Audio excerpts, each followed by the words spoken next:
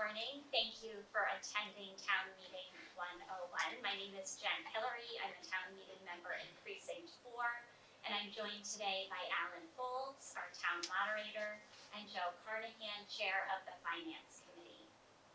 In 2019, we hosted our first Town Meeting 101, and every couple of years approximately since, we have provided this opportunity to residents and town meeting members alike. We've also provided this virtually during COVID, and we're happy to be back with you all today.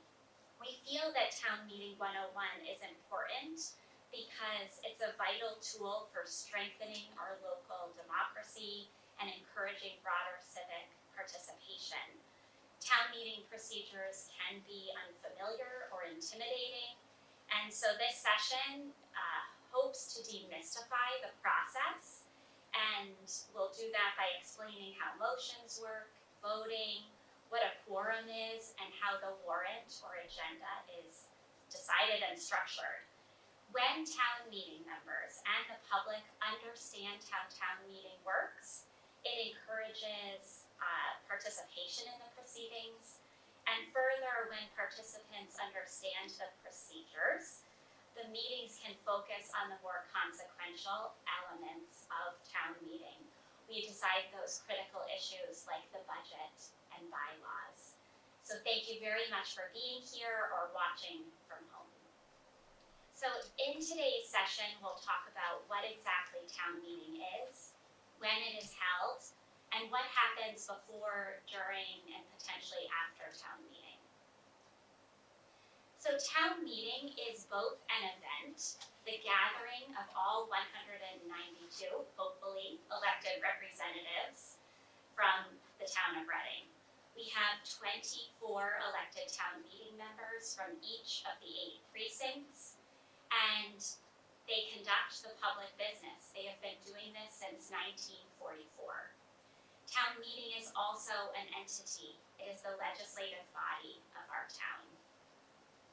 Town meeting meets at the Reading Memorial High School Performing Arts Center in April at the annual town meeting. It begins actually this upcoming Monday and continues on Thursday and Monday until all meeting is concluded.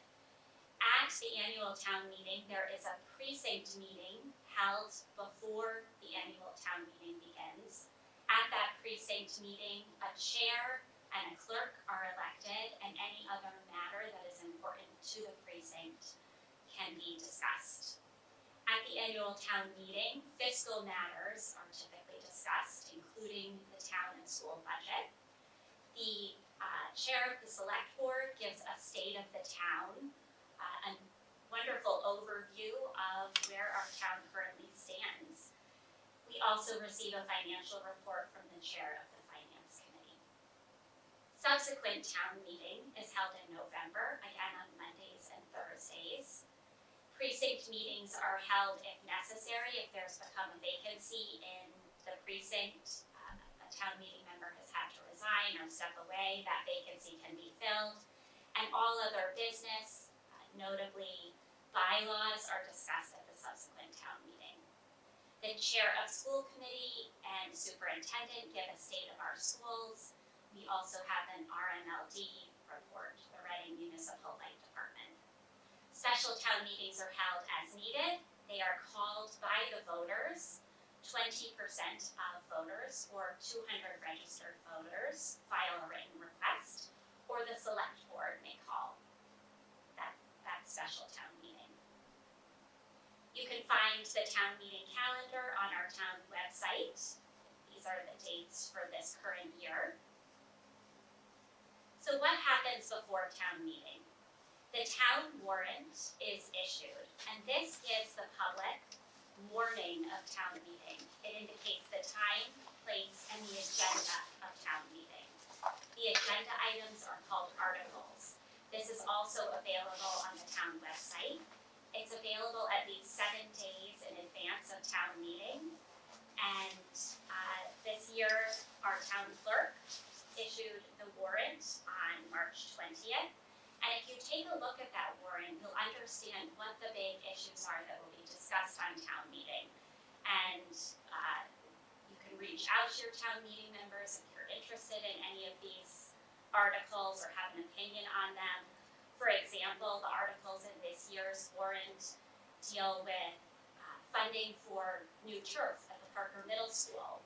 It deals with the Community Preservation Act, the possibility of a stabilization fund to support unified sports. So in addition to the budget. So there's a lot of important and meaty subjects that are being discussed, and you can learn about them by looking at the warrant. A report on the warrant is also issued and available on the town website, and this provides some history and context on those articles in the warrant, on those agenda items. And again, that's available in advance of town meeting. So who determines what is in the warrant, what those articles are and that agenda is? The select board, and they can place those items on the warrant either by vote of 2 or more select board members. Any board or committee can also place an item on the warrant. Any 10 or more voters, and finally, any other person or entity as may be authorized by town bylaw. And it's important to note that citizens also can put items on the warrant. It requires 10 signatures, and there are certain deadlines that are outlined both in the general laws and on the Reading Town website. The form for citizens' petitions is very detailed and clear, so I encourage you to take a look at that. I'll turn it over to Joe, Chair of the Finance Committee, to give an overview of the budget process, as this also happens in advance of town meeting.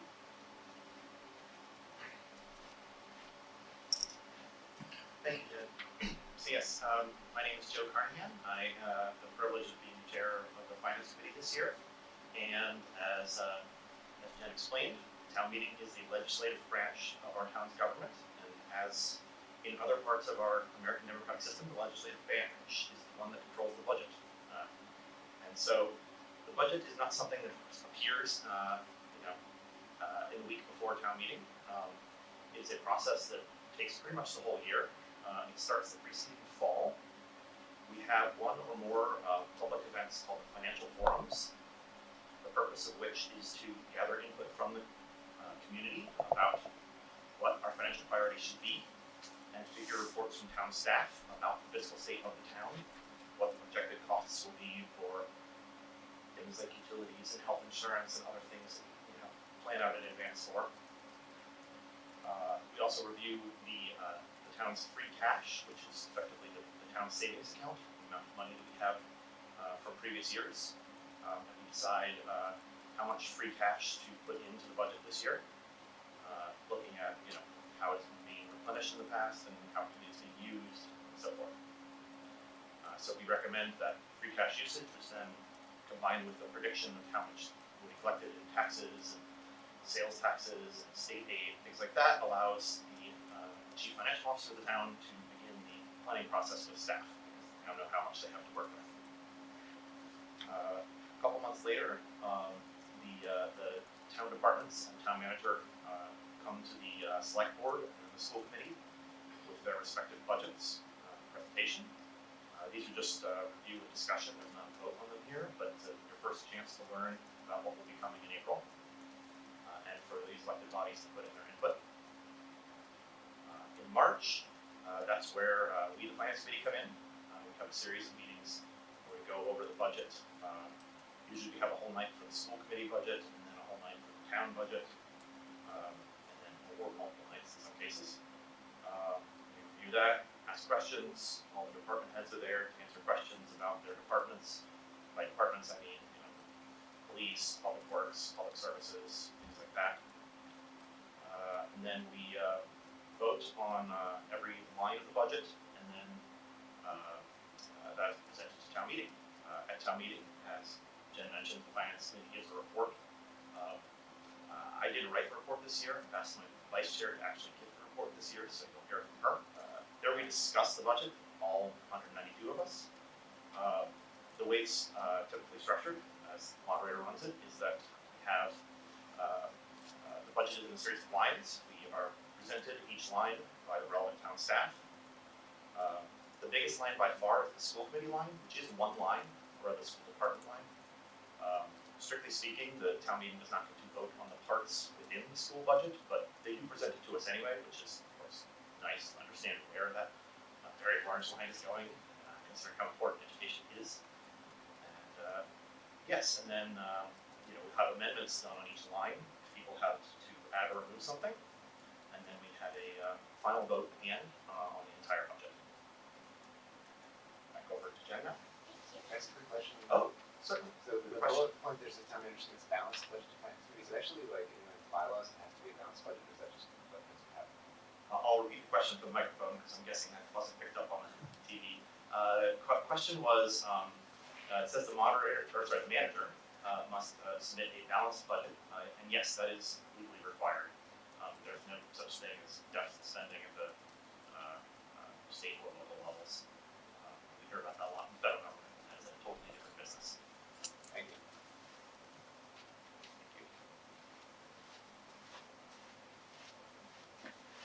Thank you, Joe. So what happens during town meeting? First of all, when you walk into the town meeting room, you will see a lot of people, and particularly a group of people at the front of the room, and I'm going to share a bit about who those people are. First of all, you'll see our town moderator, Alan Folds, up on stage, and alongside of him, our town clerk, Laura Jem. Our town manager is present, town council, additionally committee members. So you'll see the finance committee typically sitting to the left when you're in the audience, and our select board to the right. Additionally, school committee members are present. Now, all members of these committees may debate, but no vote can be taken by these members unless they are also elected to town meeting. So you may see a particular individual present who's on the select board and town meeting, and they often will delineate in what capacity they are speaking if they are debating. Town meeting members are present in the audience of the auditorium. We also have town leaders present, our superintendent, police chief, fire chief, and of course the public is always welcome to attend town meeting. And they even may be given the opportunity to speak on a subject for 5 minutes after town meeting members speak and with permission of our town moderator. Town meeting structure, perhaps our moderator will step in at this point as he leads our town meeting and its structure. Thank you, Alan. Thank you. All right, how does town meeting start? Well, when the town clerk informs the moderator that we have a quorum, and in Reading that's 97 members, just a hair over half. We have 192 members. Once the quorum is met and the time has been reached, which is 7:30, the moderator calls the meeting to order. We don't have a lot of ceremony, but we do start with the Pledge of Allegiance and then the swearing in of new members or newly re-elected members. Just another point on that, sometimes we do have a little bit more pomp. Last year with the 250th anniversary of the Reading Militia marching off to the Battle of Lexington and Concord, we had a little 5-minute story about that. This year we're going to have the national anthem being sung. Once we've done all of those types of things, we get into the warrant articles. Usually, town meeting considers the warrant articles in order. The select board has put them in order, but sometimes there's a reason to change. In fact, one perfect example is early on, the second or the third article calls for instructional motions. I'll get to that at the end, but we put that up the front just so it can come up at any time, but usually we put that off until the last piece of business of the town meeting. There may be other times when it seems logical that Article 7 is saying may be better off coming up before 5, so we may change the order. But usually we just go right into order the way the warrant is printed. At the end of the annual meeting only, we have a town bylaw that requires us to vote on potentially removing members who have not been at enough meetings. Town meeting members meet need to be at more than half of the sessions. So if they're not, their name goes on the list that we vote on to remove them. The town meeting members always have the option to come and argue for whatever reason to stay on. Maybe they were sick, or maybe they were out of town or something. And I've never seen a time when somebody really wants to stay on, town meeting lets them stay on. But the town meeting does have the right to remove them. But that only happens at the annual meeting. And the meeting keeps going until we've exhausted the warrant, until we've reached every single article, we acted on every article, either affirmatively with some amendments, negatively, or we have voted not to take it up. And then we adjourn. Okay, where are we here? Oh, there we go. Okay, speaking of town meeting, we do things a little bit differently now. We've tried out the last couple of years, we've asked people to stand at microphones. It's an easier way to keep track of who should be speaking next. We have a microphone in each aisle, one on each side, and people line up. When you get your turn and the moderator recognizes you, you are asked to give your name and your precinct number. And technically, you're speaking to the moderator. Okay? But there are times when, as a practical matter, you might be answering somebody's question. But technically, it's through the moderator. Arguments. You have to remember, you're arguing about issues and not people. In other words, you may argue against the building of a new school, but you don't argue against Mr. Smith for advocating the new school. You're talking about what the reasons are for or against, in that case, a new school. Town meeting members are limited to 10 minutes, at least on their first chance. They can ask for more time, and generally that's given if there's a reason for it. Specifically, if it's somebody who's making a presentation, we're spending millions of dollars, you want to hear the whole story. So town meeting generally gives permission to go beyond the 10 minutes, but 10 minutes is the limit. We try to have all first-time speakers before we go back into calling on other people. Sometimes people might slip in. There might also be a reason. Somebody might have to answer a question from before.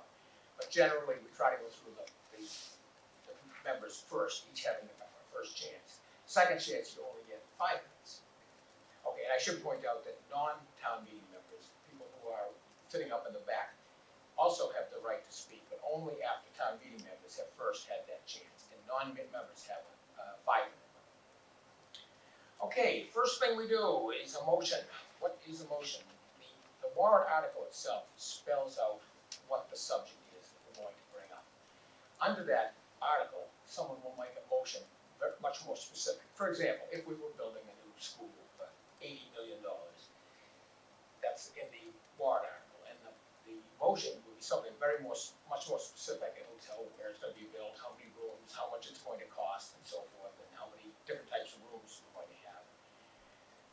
The motion is seconded. Now, as a practical matter today, because some of these motions are very long, we do it, we print them and we put them online, so we already know what the motion's going to be, so we don't actually make somebody read them unless it's something very short. So the motion is being made with the printed paper or your phone if you have it, the online version. The motion is considered to be seconded automatically. In fact, technically, it's the chair of the select board that's making every motion, and the vice chair is seconding them. Then the moderator traditionally calls on the main proponent to talk first, to discuss the motion, and the reason for that is we want to know what the subject is and why we should be voting for this. Then the moderator calls for reports from relevant advisory committees. Anything financial, the finance committee makes a report on it, and that's almost everything, and almost everything has some financial aspect. If it's a change in bylaw, the bylaw committee will make a report. Once those are dispensed with, once we've got through all those, the moderator then opens up the floor to debate. Anybody can debate after that. All right, proposed amendments. Any town meeting member can propose an amendment to the proposal. At that point, discussion turns from the main motion to whatever that proposed amendment is. The amendments have to be within the confines of what the article is. Again, for example, if we're building a new school, you might want to amend the amount from 80 million down to 70 million, or you may want to say we don't need the language labs or whatever. But you couldn't propose an amendment to build a fire station on that same item. That's a whole different subject. It has to within the subject that the town has seen in the warrant or warning. Arguments to be given, amendments, should be given to the moderator in writing. If you know you're going to make a fairly substantial amendment, proposed amendment, we ask that you email them to the town clerk, so the town clerk can distribute it to the town meeting members, so everybody has an idea of what's coming up. It's not an absolute requirement, because there are times you don't know what the amendment might be until you get to the floor of town meeting. But the more information you get out earlier, the better. Ending debate. Usually debate ends when we've just reached the end of the subject. Nobody else wants to talk on it. All of the subject has been exhausted. But town meeting has the right to say, all right, we've heard enough. We've been at this for a couple of hours or whatever. And somebody can call to move the previous question. It's an old-fashioned term that basically means it's time to end debate. You can only make that motion if you're not getting up to speak on the subject as well. In other words, you can't make the final argument and then move to end debate. That must be the reason you're getting up to do that. It's not just that one person's ability, though. Town meeting has to vote to end debate by a 2/3 vote. So 2/3 of the body has to vote to end debate. And I should point out, some people question, can you do that when we know there are other people still waiting to talk? Well, yes, in fact, that would be the reason. If there was nobody else wanting to talk, there wouldn't be a reason to end debate. When discussion is finished, either naturally or through a vote to end debate, we call for the vote. Traditionally, the moderator calls for a hand count. Just raising all those in favor, raise your hand, those opposed, and the moderator makes the call. If it's close, the moderator will then call for a standing count. Or if any 7 members question the vote, I think the moderator hasn't seen it right, any 7 members can question the vote and we take a standing count. Moderator appoints tellers. We have 4 tellers that each count a section of the body. I call for all those in favor to stand, they get counted, they sit down, and I call for all of those opposed to stand, and they get counted. Most articles, a quorum of vote is a majority. You just need one more than half, or more than half. There are some articles that require more than that. We're borrowing, most zoning articles require 2/3 vote, and there are a few others. The moderator would tell you that, where we'll need a higher quantum, a 2/3 majority. And then there's one real rare one, paying old bills, we need 4/5. Unless it's at a special meeting, it's 9/10. It's kind of funny. 2 types of adjournments. One is for adjourning for the evening. If it's getting late and we've had enough, somebody can get up and move to adjourn for the evening. Traditionally, we go Monday, Thursday until we've completed. So if it was a Monday night, we would adjourn until the following Thursday till the following Monday. Another way of adjourning is called sine die, or without day. When the meeting is done, when we've gone through the entire warrant, somebody calls for adjourning the meeting sine die.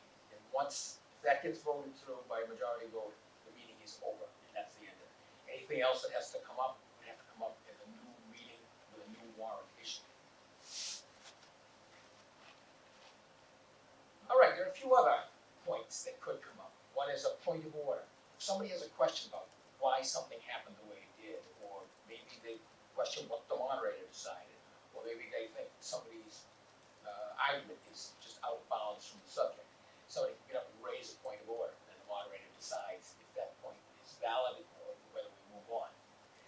Another one is similar, but it's usually a much friendlier one, point of personal privilege. That's usually maybe after a long debate over a new school or a new library, somebody gets up, make a point of personal privilege to thank the committee, that type of thing. Questioning account, I mentioned that earlier. If any 7 members question the count, the hand raising count, the standing count cannot be questioned. But if you question a hand raising count, then the moderator appoints tellers who will then do a standing count to count it. Issue of scope. As I said earlier, things have to be within the confines of the article. So in other words, you can't take up something that's not within the article. The town has to be warned about what potentially could come up. Indefinite postponement. Now here's a tricky one. A lot of towns don't even do this anymore. They don't allow it. Indefinite postponement, despite the name, actually kills an article. It's not really postponing it. But it's really used more as a not now vote. It might be something that people feel it's a good idea, but we can't afford it this year, or we don't have all the information we need on it yet. So they vote to indefinitely postpone it. It's a softer way of saying no, but it comes out exactly the same.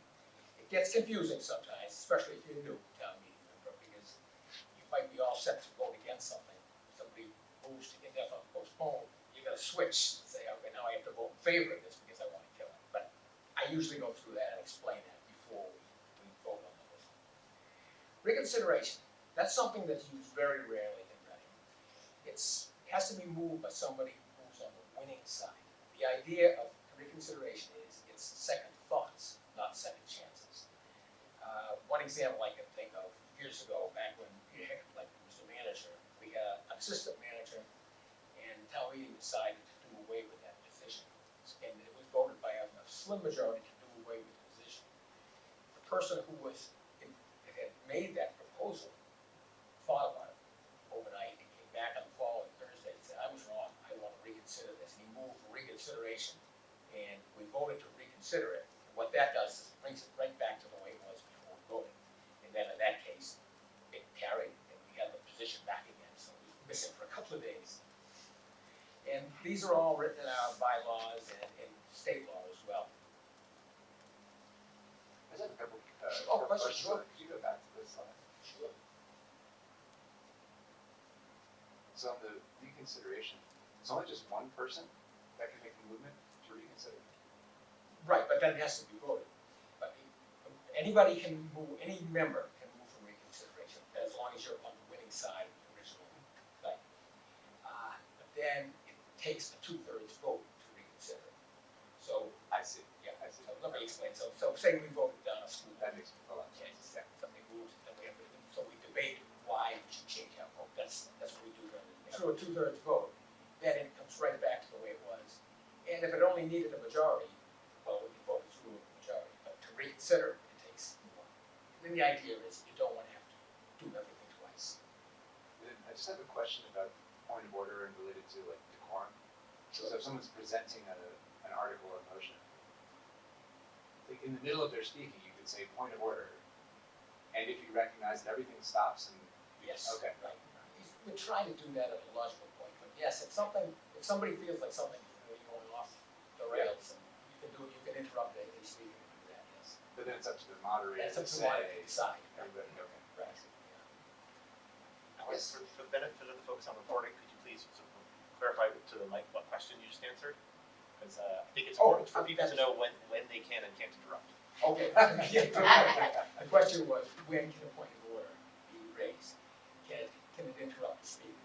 The answer is yes, it can interrupt the speaker. Generally, we try not to do that just out of courtesy, but it might be a reason to interrupt the speaker. It might be the speaker speaking on the wrong article or something. There are reasons you can do that, and that is the reason why you can interrupt the speaker. It might be needed, might need to do it right now. This is a bit of minutia, but do you have to recognize the point of order? And could the point of order person just start shouting away? The question is, does the moderator have to recognize the point of order? Yes. the Okay. moderator has to. Nobody can speak without recognition. Okay. In practice, if somebody's yelling point of order, probably won't recognize that person. But you're right, it's actually the moderator must recognize and ignore that person if it is right. Thank you. Okay. Go through some of these terms. Postpone and an article indefinitely. We went through that. It's not really postponing, it's defeating. Defeating it in what I say, a kinder, gentler way. Take no action on an article, that has the same effect. It's really the same motion. Every article is supposed to come before the body, so what would happen is you vote in favor of it, you vote in favor of it with potential amendments, you vote against it, or you vote not to take it up. In every case, it should come up before the body. Laying question on the table. This is a little bit tricky. Some people occasionally use that to try to kill an article, but it's not really correct. Laying on the table is postponing something very temporary. You decide, we're in the middle of Article 5, you think we really should be voting on 7 before we make this decision. Somebody might say, I move to lay Article 5 on the table. By a majority, it's not debatable, but by a majority vote, if you lay it on the table, it just puts it aside temporarily. We move on until somebody moves to take it off the table. And again, it's a majority vote, that will bring it back before the body. We do this, as I said, when we might feel that something else should have come first. One exception to this is we have an article in the annual meeting every year to pay prior bills. Almost every time there's no prior bills to pay. But instead of indefinitely postponing it, we usually lay that on the table, just in case something comes up during the life of the meeting. So it could always be brought back if we have to. Tabling, of course, is the same thing, it's just saying it in a different way, and I mentioned moving the previous question. All right, instructional motions, this is a Rennick thing. I have not found another town that does this. We have non-binding resolutions that come up technically right at the beginning of the meeting, but we usually lay it on the table and we bring them up at the end. These are resolutions that are directing, or not directing, telling various bodies what the town would like. You can't really instruct a select board or a school committee to do something, but you can say, the town meeting feels that you should do this. And they accept them or reject them at their peril, but they don't really have to follow anything that's instructional motion calls for. Just to give some sort of structure to this and give town meeting the chance to know what might be coming, I have mandated that all instructional motions be at the town clerk's office by the Friday before town meeting starts. That way she can send it out to everybody, so all town meeting members have an idea of what's going to come up before them, have some time to think about it. Now, for all other articles, for all binding resolutions, they all have to be in there much earlier. So there's a whole process of going through hearings in some cases, or at least, if nothing else, just warning the town meeting. But in this case, they only have a couple of days, but it's better than not having any warning. And these, like I said, come at the end, and they could call for anything. They could call for, we might have defeated something, even though a lot of people felt we should do it. It might be an instructional motion to have the committee look into an alternative. We have a form on the town website, so you can follow the instructional motion form. You said this was unique to Reading. Are there any other towns in Massachusetts that also do this? I have not found any. I've asked maybe 50 or 60, and I actually put the call out to all of them, and 50 or 60 answers saying, "Coach, we've never heard of this kind of thing, and we wouldn't allow it."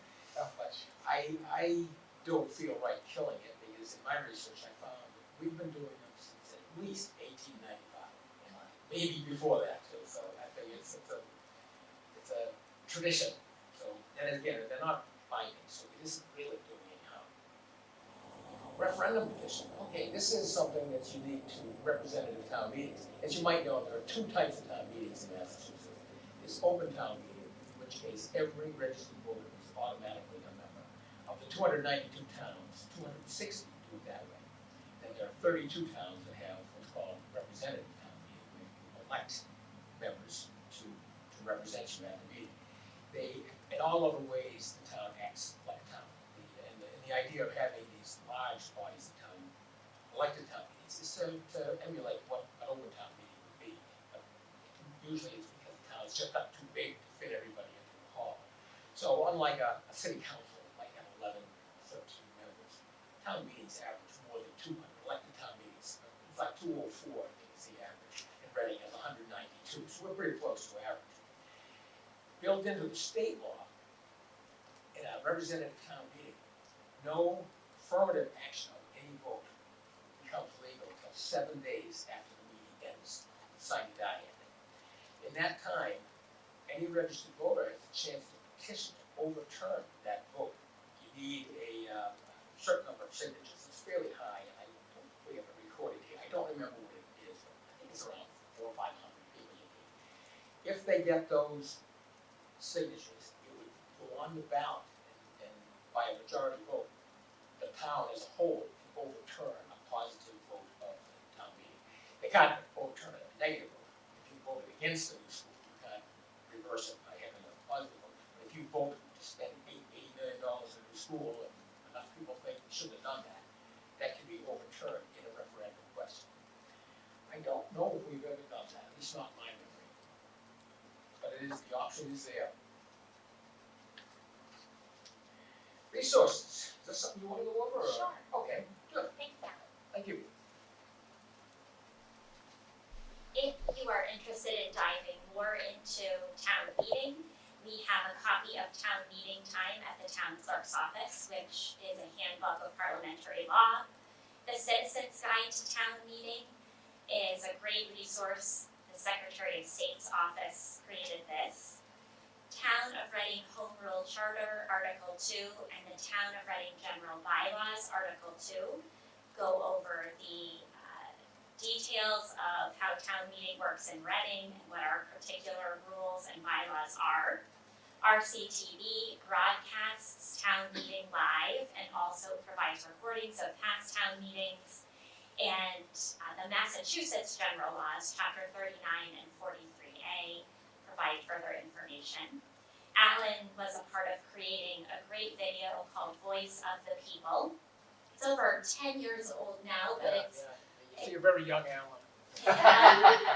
young Alan, and it's about 20 minutes long. I provided the link in this slideshow, and I know that our town clerk has offered to post this slideshow to the town website, email it out to town meeting members, and thank you to RCTV for being here to record this session so that other members of the public and other town meeting members can watch.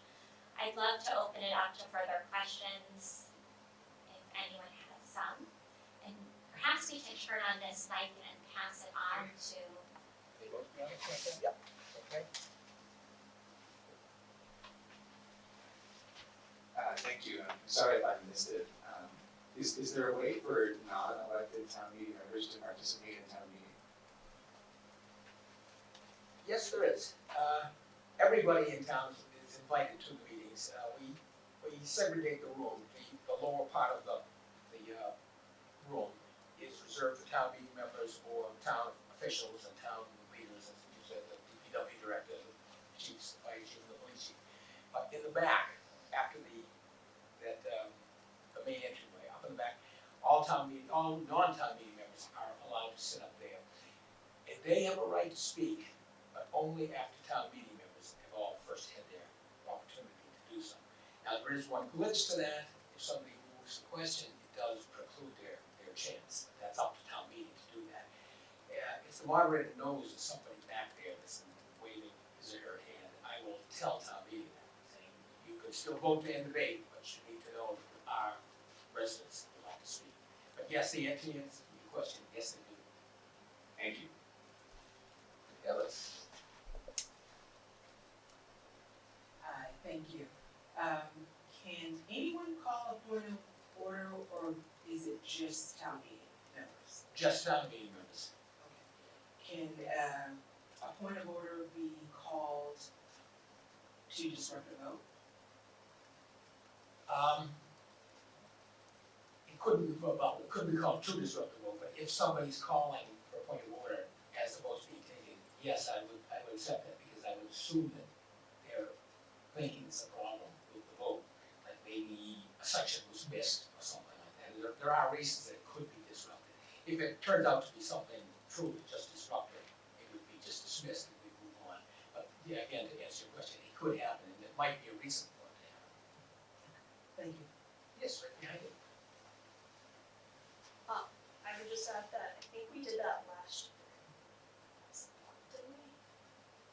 Disrupt the vote, which happened during the vote. Oh, no, sorry, I'm thinking about, point of order on, like, if we're doing a vote, like, we've asked point of orders to say, what does this vote mean? Because there've been times that, say, does a yes vote mean X, Y, Z? Right, that's a good point. Sometimes it can get confusing. We might have an amendment, and we might have a motion to postpone, so things, they begin to pile up.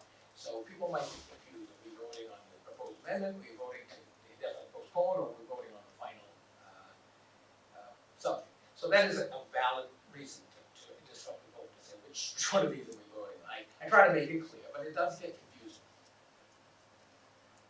What determines the size of a town meeting? Because I know that we have, ours is like 196, right? But 92, yes. 192. I think I saw that Saugus has like 8 people per precinct, so they're like 80 people total, I think. Actually, Saugus has 50 total. Okay. Saugus is the smallest. It's strictly by local charter or bylaw, in our case, it's a charter. Okay. But you can be as big as you want, you can be as small as you want. The largest one is Fairhaven, and it's 438. Saugus is the smallest, so they know the range. The average is a hair over 204, 204.3 or something like that. Any other questions? Hey, thank you. Thank you, have a great day. Maybe we'll see you at town meeting.